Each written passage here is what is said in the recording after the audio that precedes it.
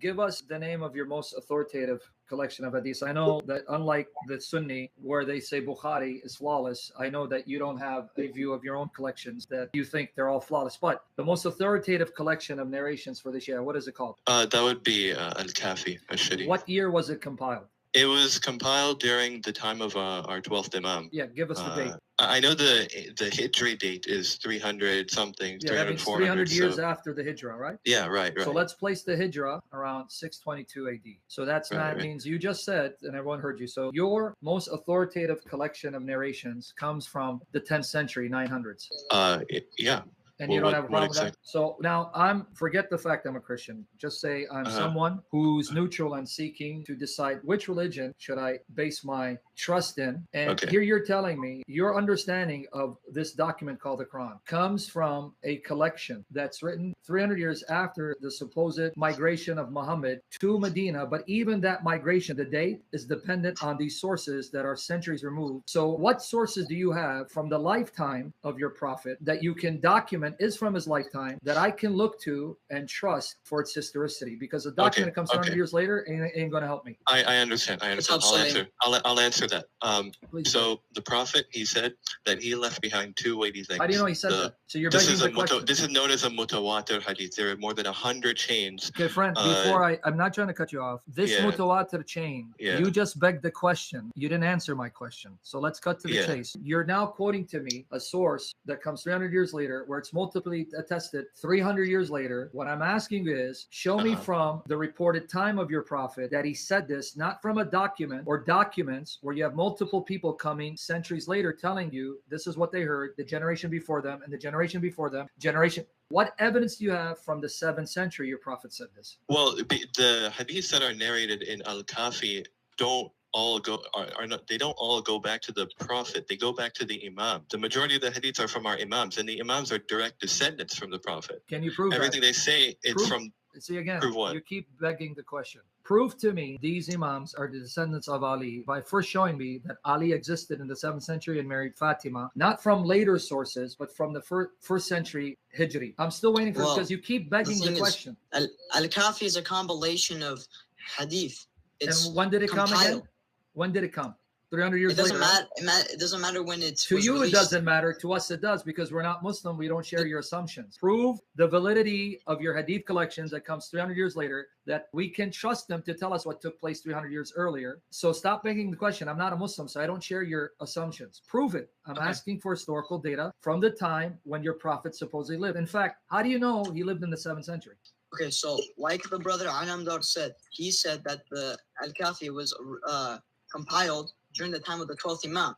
That was during the presence of an infallible person to overlook it, right? You believe that, right? I don't think he's infallible. Yeah, I think he's a fraud. Prove it. See, you keep going back to 300 years later, an imam that you think is infallible. Not 300 years later. It was he just said. He said. He just said. It was during the time. It was during the time of the occultation.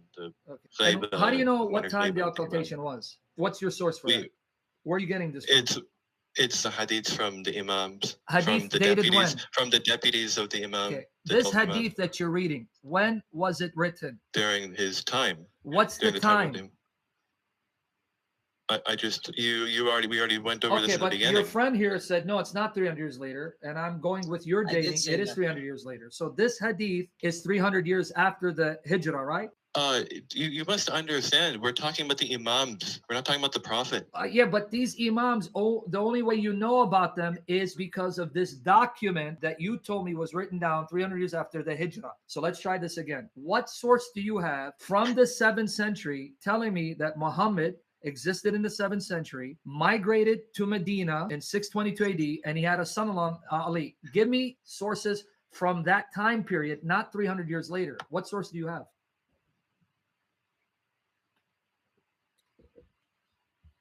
Give me a document. we would tell you that we believe in. Okay.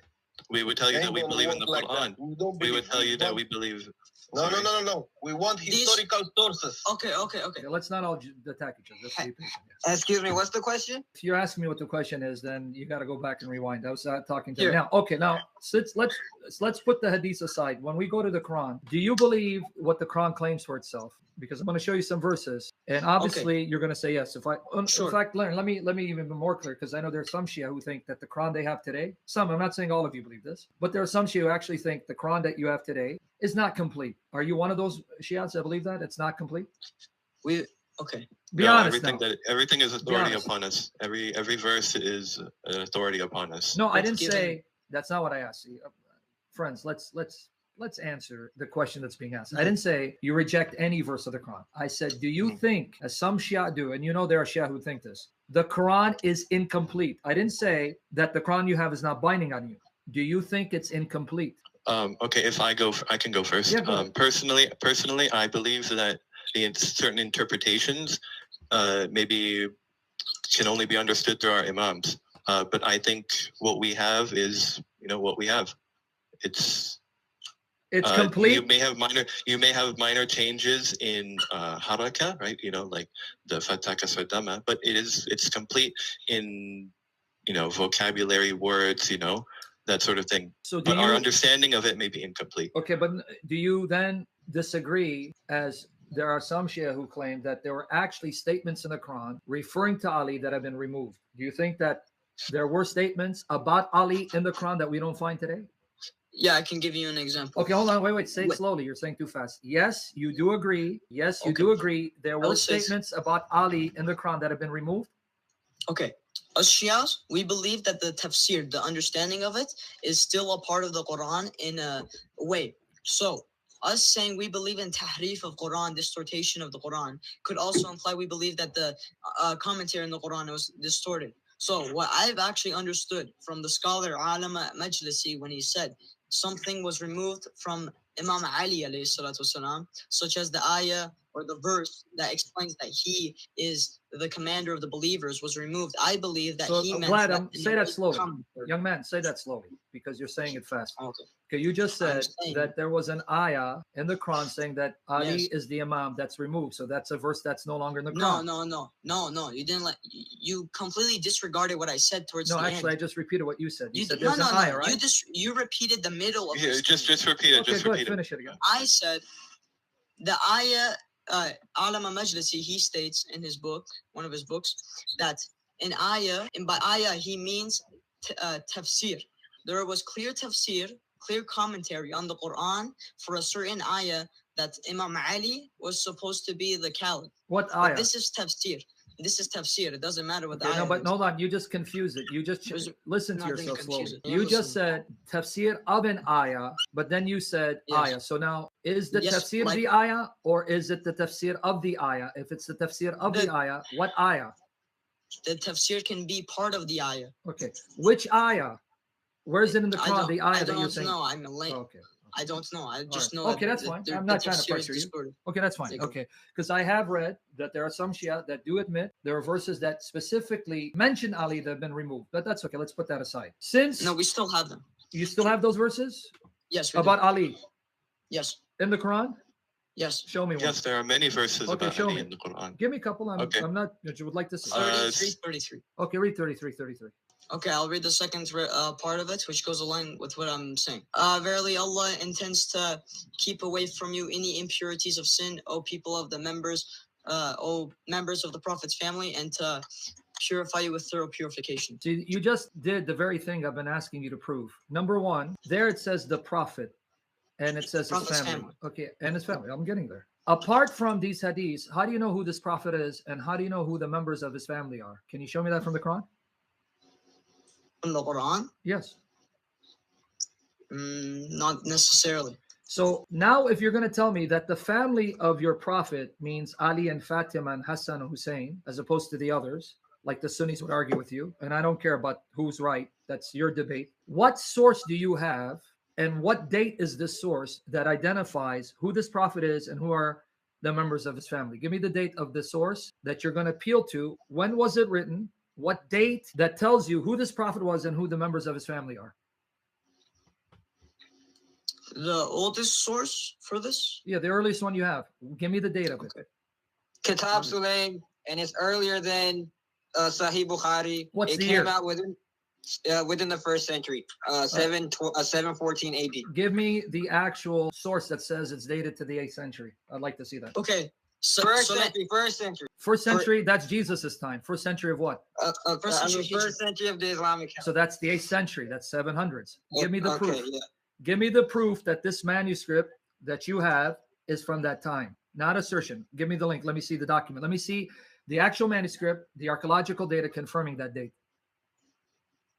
Okay. You want the I need proof. I'm not just going to take your word for it. Yeah, I can say anything, but proof. So what would be the requirements of the proof that you're asking? That the manuscript you have has been dated conclusively to the 8th century, because you don't have any manuscript from the 8th century. You have manuscripts that are from the 10th, 11th, 12th centuries. But you just said you have it from the 8th century. Show it to me. I'd like to see it. What I'm trying to get at here is, here's the point. So you see where I'm going with this. When it comes to Bukhari and Muslim, you question their validity, because not only are they late, but they are compiled by Sunnis. And I'm trying to show you that if you're consistent, Bukhari is questionable because there's stuff in it that are not reliable.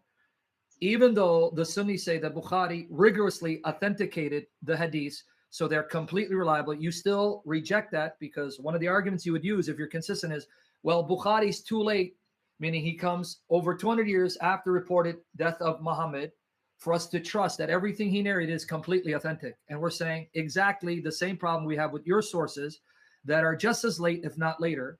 So why should we trust your sources that are just as late, if not later? Okay. We also have another concept of hadith I actually wanted to tell you while we were speaking about Al-Kafi.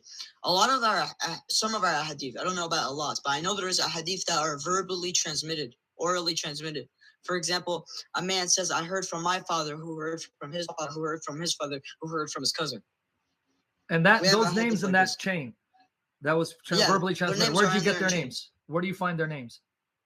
Where do you find their names? Yeah, how do you know X said to Y, who said to Z? Where did you get that list because of names? It's all orally transmitted. For example, let's start off with the first chain transmitter. Where do you get that first chain? How do you know if it's oral? How do you know X? Well, you're not, because I want to know the list of names. Where did you find it? You mean it's floating in space somewhere? No, so every hadith comes with a sanad. Yeah, sanad, I know. And that sanad is written where? That's what I'm trying to get him to say. It's written in that document again that comes 300 years later that you take for granted is authentic. So you guys don't see. Okay. No, so we have scholars that examine the names written. Examine, and the names are where? Where they examine? Where do they find these names? They are also orally transmitted. Okay. How do you know it's orally transmitted? Who told you? Oh my God. Yeah, your God exactly. How do you know the Bible is compiled correctly? How yeah, do you know it's not corrupted by that's okay. We'll get to that. We'll get to that. Unlike you guys, we have copies of the biblical books, the New Testament, that are from the start of the 2nd century, and we have the writings of the individuals themselves who were disciples of the apostles, not sources that come 300 to 400 years later.